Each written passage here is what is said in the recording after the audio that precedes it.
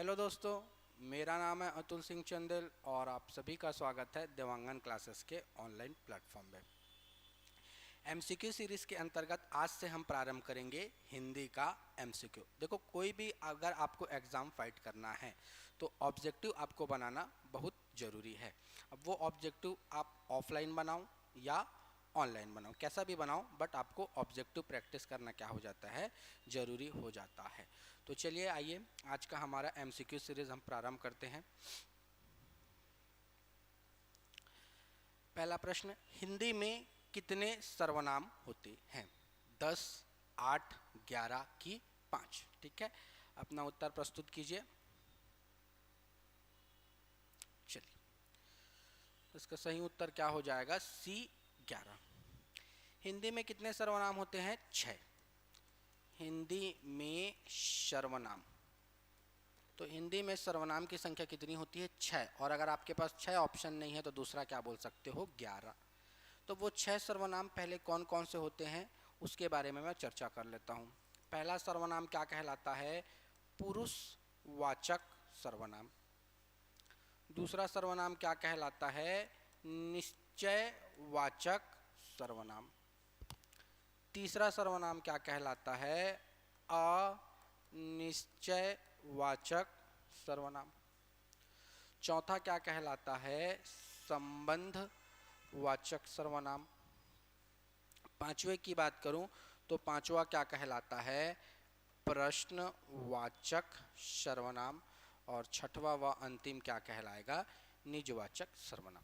तो सर्वनाम के कितने भेद? 6 भेद। ये भेद सभी को पता है।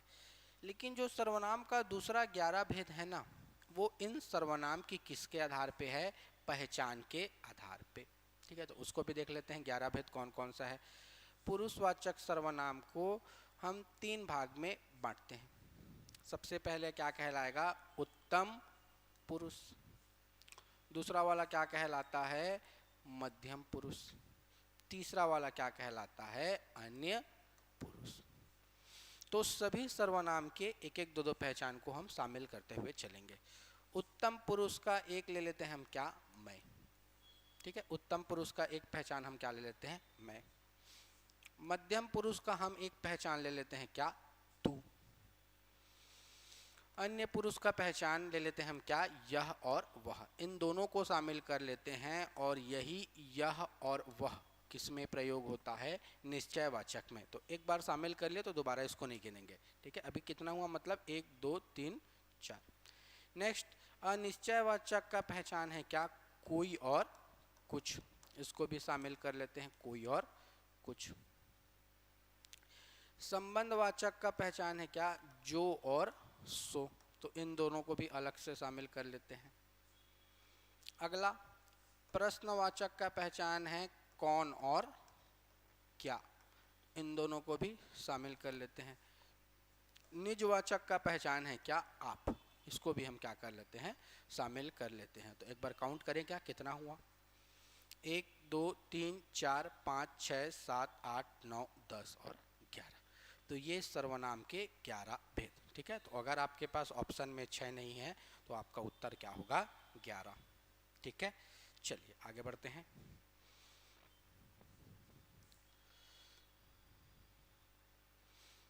अगला प्रश्न पर्यायवाची से, जहां से प्रश्न आना तय है। कुसुमेषु। कुसुमेषु का पर्यायवाची है कबूतर, काला, कामदेव की आकाश। ठीक है,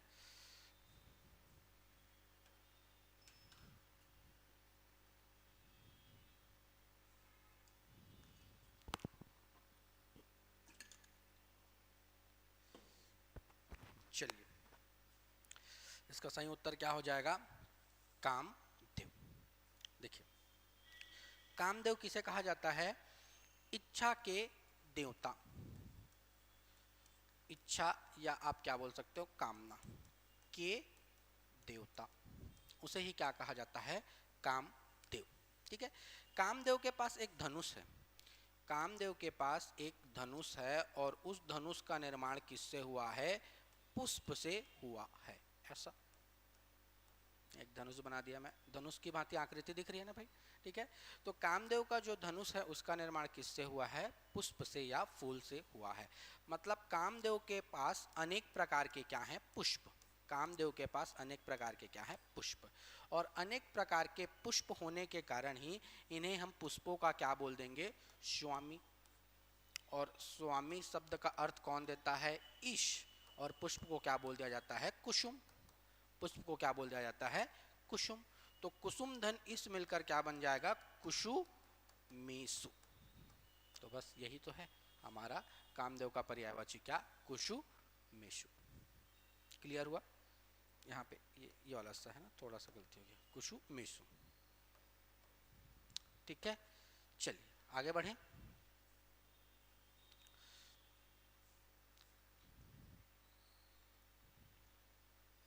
जो करेगा सो भरेगा। वाक्य में जो और सो क्रमशः है पुरुषवाचक एवं निजवाचक, निश्चयवाचक एवं अनिश्चयवाचक, संबंधवाचक एवं निश्चयवाचक की इनमें से कोई नहीं। बड़ा ही सरल प्रश्न है, ठीक है। चलिए, तो इसका उत्तर क्या आ जाएगा? सी, जो करेगा सो भरेगा। तो जो और सो का प्रयोग कहाँ होता है? संबंध में और निश्चय में। हम निश्चय बता रहे हैं ना भाई, जो करेगा सो भरेगा, हम निश्चित हैं, जो करेगा सो भरेगा। तो संबंधवाचक एवं निश्चयवाचक में इसका प्रयोग होता है, ठीक है। चलिए,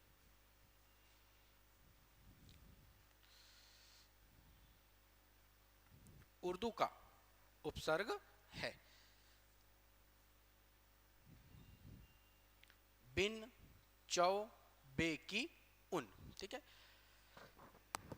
कौन सा उपसर्ग उर्दू भाषा का है? ठीक है, चलिए, तो इसका सही उत्तर क्या हो जाएगा? सी, ठीक है। हम उपसर्ग को अलग अलग भागों में बांट के पढ़ते हैं। संस्कृत के उपसर्ग, हिंदी के उपसर्ग, उर्दू बोले या अरबी फारसी बोले, उर्दू या अरबी फारसी का उपसर्ग, उसके अलावा किसका उपसर्ग पढ़ते हैं? अंग्रेजी का उपसर्ग। तो ये जो बे है ये कौन सी भाषा का उपसर्ग है? उर्दू। और ये बे किसका अर्थ देता है? बे अर्थ देता है नहीं का। जैसे मैं कुछ उदाहरण आपके सामने प्रस्तुत करता हूँ। जैसे मैंने बोला ईमान, मैंने बोला क्या? ईमान, और इसके सामने मैंने उपसर्ग लगा दिया क्या? बेईमान। तो इसका अर्थ क्या हो जाएगा? जो ईमानदार, जो ईमानदार नहीं है वही क्या कहलाएगा? बेईमान। उसके अलावा जैसे मैंने बोला वफा, और वफा के सामने मैंने कौन से उपसर्ग लगा दिया? बे, बेवफा। तो वफा का अर्थ क्या हो जाएगा? वफादार, और बे मतलब नहीं। तो जो वफादार नहीं है वही क्या कहलाएगा? बेवफा। उसके अलावा कुछ और उदाहरण, जैसे कि बेवजह, मतलब जिसकी कोई वजह नहीं है वही क्या कहलाएगा? बेवजह। क्लियर हुआ? चलिए आगे बढ़ते हैं। किस विकल्प में संधि और समास का प्रयोग एक साथ हुआ है? बदबू, जन्मरोगी, सोपसर्ग की जलमग्न, ठीक है। मतलब कौन से उदाहरण का आप संधि विच्छेद भी प्रयोग कर सकते हो और समास विग्रह भी कर सकते हो, ठीक है। तो इसका उत्तर क्या होगा आपका? इसका उत्तर हो जाएगा सी, ठीक है। चलिए पहले से बात करते हैं, जैसे कि बदबू। तो बदबू का संधि विच्छेद नहीं हो सकता, बदबू का समास विग्रह हो सकता है। बद है जो बू, बद है जो बू। बू का अर्थ क्या होगा? गंध। और बद किसका अर्थ देता है? बुरा का। मतलब बुरा है जो बू या बुरा है जो गंध, वही क्या कहलाएगा? बदबू। मतलब इसका केवल आप समास विग्रह कर सकते हो, संधि विच्छेद नहीं। जन्म रोगी, इसका भी आप समास विग्रह कर सकते हो, जन्म से रोगी, जन्म से रोगी। इसका भी आप संधि विच्छेद नहीं कर सकते। लेकिन मैं सी की बात करूं तो सी का आप संधि विच्छेद भी कर सकते हो और समास विग्रह भी। अगर मैं संधि विच्छेद की बात करूं तो क्या हो जाएगा? सधन उपसर्ग, अ प्लस उ मिलकर क्या बनाया? ओ। कौन सा संधि? गुण स्वर संधि। और समास विग्रह क्या हो जाएगा? उपसर्ग के साथ, ठीक है। अगर मैं बात करूं जलमग्न की तो इसका भी आप केवल समास विग्रह कर सकते हो, जल में मग्न, क्लियर हुआ? तो इसका सही उत्तर क्या हो जाएगा? सी। ठीक है, चलिए आगे बढ़ते हैं। दीर्घ संधि का उदाहरण है भूपरी भूमिति प्रतीक की गुरुवाक्या।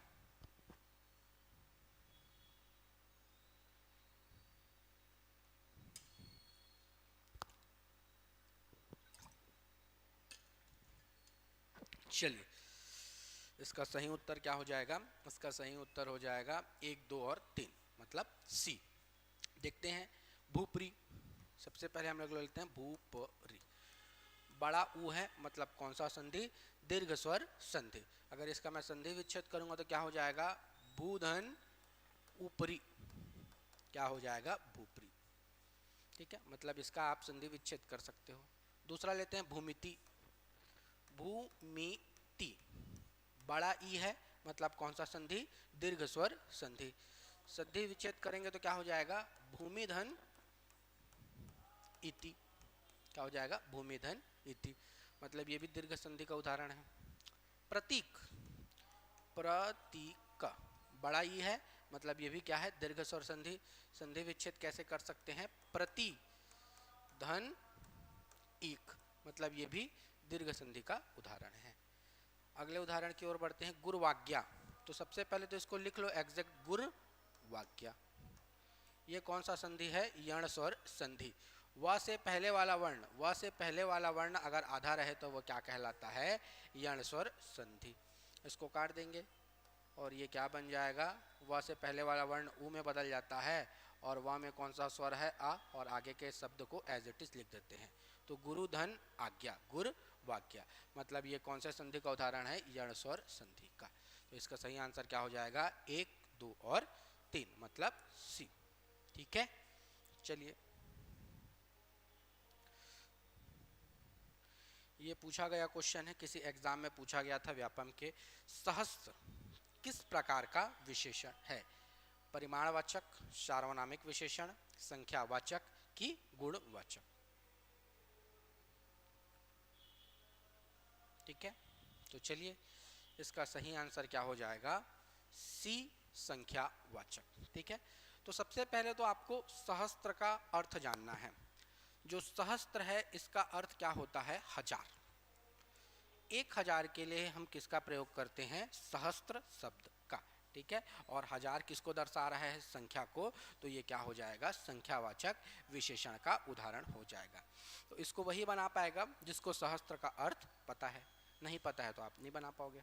ठीक है, चलिए आगे बढ़ते हैं। अगला प्रश्न भी बढ़िया है। यादव, यादव एक विस्फोटक बल्लेबाज है। यादव शब्द में संज्ञा है भाववाचक संज्ञा, जातिवाचक संज्ञा, व्यक्तिवाचक संज्ञा की समूहवाचक संज्ञा? ठीक है,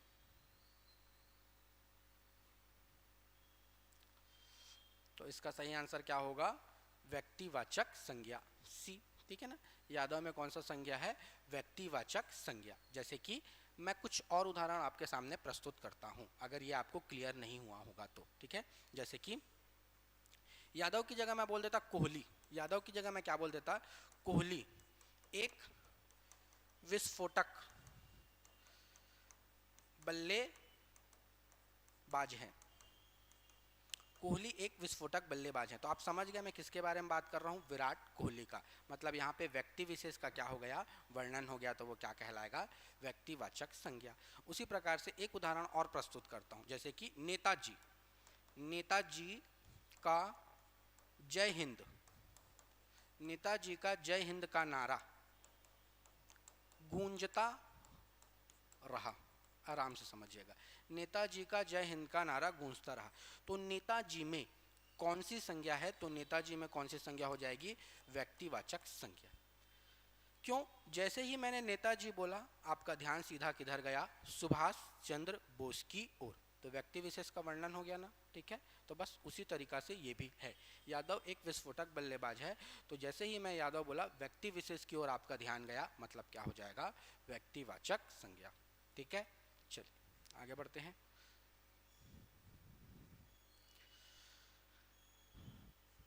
मुझे थोड़े से रुपए दीजिए वाक्य में प्रयुक्त विशेषण है।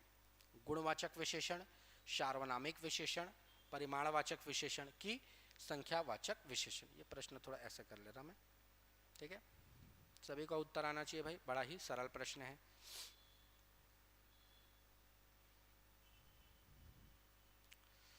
तो चलिए देखते हैं,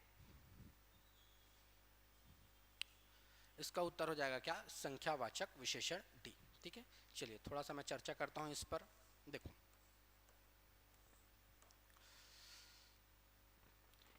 एक विशेषण हमारा होता है कौन सा, संख्यावाचक, और एक विशेषण हमारा कौन सा होता है, परिमाणवाचक।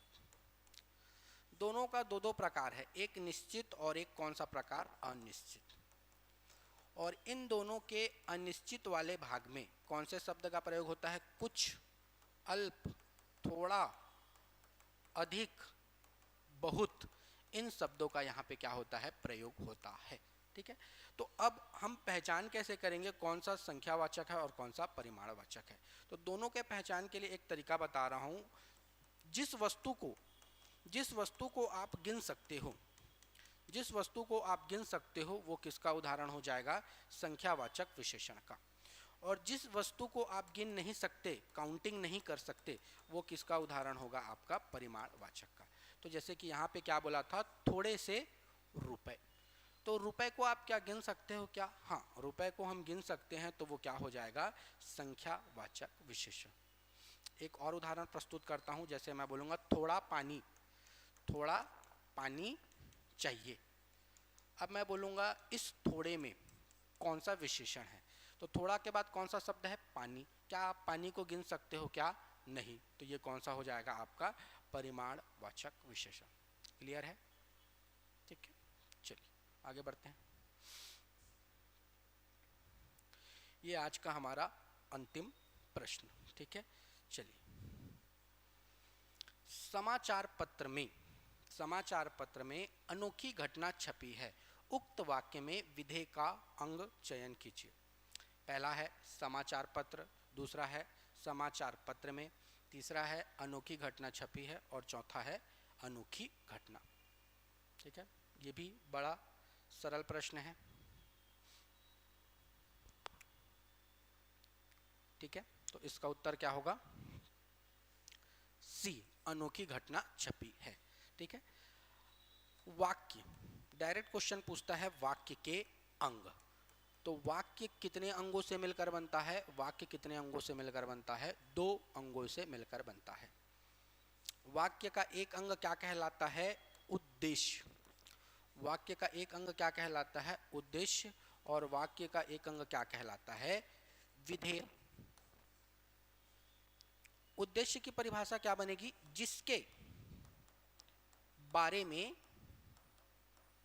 बात की जा रही हो। तो जिसके बारे में बात की जा रही है वही क्या कहलाएगा, उद्देश्य। या दूसरे शब्दों में इस उद्देश्य को हम क्या भी बोल सकते हैं, कर्ता। इस उद्देश्य को हम क्या भी बोल सकते हैं, कर्ता। और उसके अलावा जो भी बच गया वो क्या कहलाएगा, विधेय। क्योंकि वाक्य के कितने अंग, 2, एक उद्देश्य और एक विधेय। तो कर्ता या जिसके बारे में बात की जा रही वो उद्देश्य हो गया, तो बाकी जो भी बचा वो क्या कहलाएगा, विधेय। तो इस वाक्य को पढ़ते हैं, समाचार पत्र। तो समाचार पत्र के बारे में क्या की जा रही है, बात की जा रही है, ठीक है। तो समाचार पत्र में क्या है, कारक की विभक्ति है। और उसके अलावा कौन से शब्द का प्रयोग हुआ है, अनोखी घटना छपी है। तो बस समाचार पत्र क्या हो जाता, उद्देश्य, अनोखी घटना छपी है, यही क्या हो जाएगा आपका विधेय, ठीक है। तो क्लियर हुआ, ठीक है। अगर आपको हमारा वीडियो अच्छा लगे तो वीडियो को लाइक एंड शेयर जरूर कीजिए, ताकि हम आपके लिए ऐसे ही वीडियो लाते रहें, ठीक है। तो आज के लेक्चर में इतना ही, मिलते हैं नेक्स्ट लेक्चर में। ओके, धन्यवाद।